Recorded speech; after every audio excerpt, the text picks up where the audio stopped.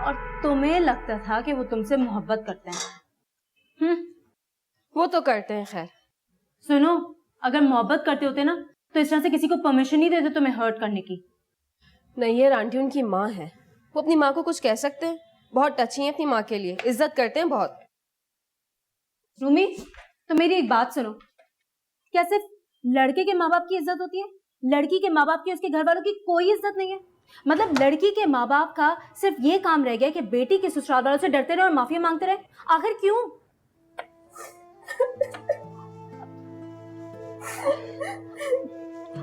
अच्छा रूमी, रो नहीं, I am sorry.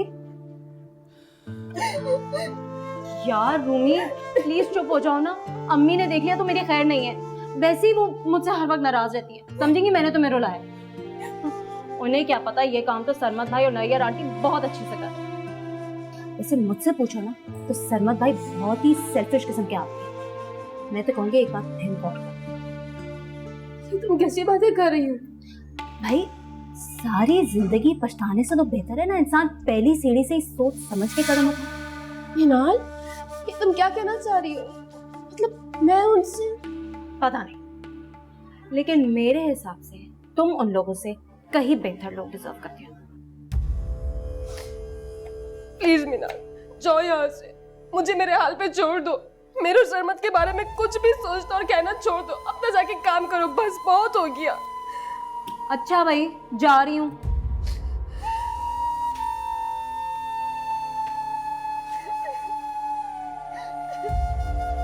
बाजी, नाजिमाबाद का फ्लैट छोटा है और उसके ऊपर इतना लोन मिल नहीं सकता कि हमारा खर्चा निकल सके। मैं बैंक से फॉर्म लेकर आया हूँ, उसके बारे में सोच ले। कर्जे के नाम से तो मेरा दिल बैठने लगता है गाजी, और वो भी बैंक का खर्चा कहाँ से कहाँ पहुँच जाता है। और फिर हर माह उसकी किस्त। उसको जो किराया आता रहेगा वही किस्त के तौर पे चला जाया करेगा, उसकी आप फिक्र न करें बाजी।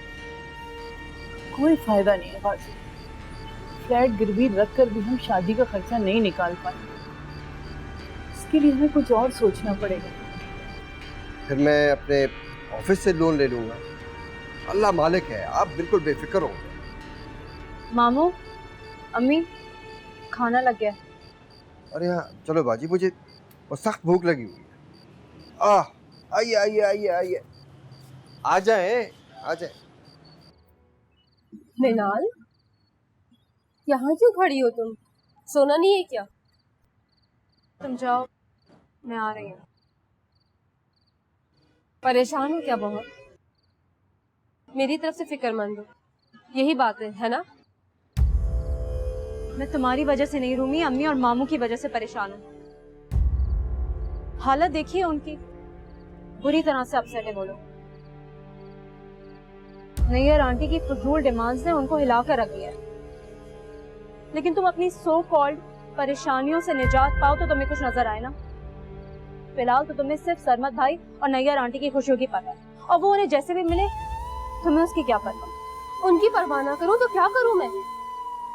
निकाह हुआ है मेरा सरमत से, उनकी जरा सी भी नाराजगी मेरे लिए कितनी बड़ी मुसीबत बन जाएगी, पता है तुम्हें? और ये बात सारा खानदान जानता है कि नैयर आंटी ऐसी ही है, खुद गर्ज, और वो ऐसे ही रहेंगी।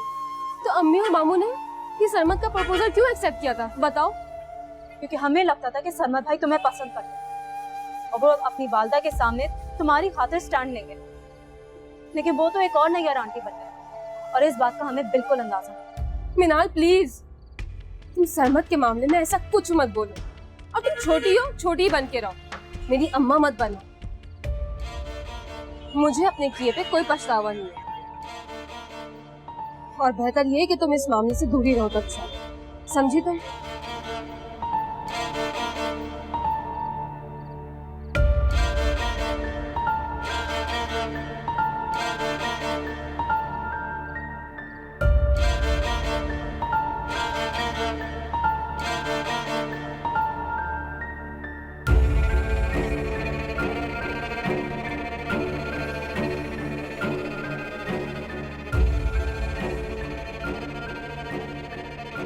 सॉरी,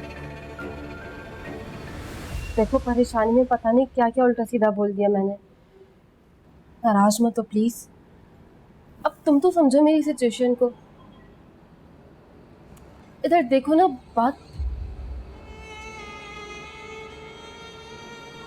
करो मुझसे मिनाल। देखो,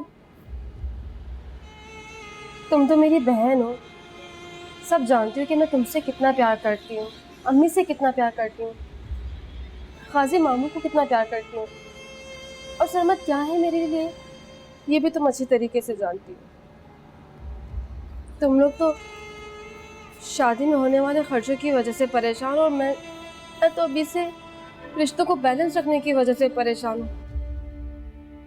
सॉरी ना मिनाल, कितनी दफा बोलूं सॉरी, नाराज मत हो प्लीज।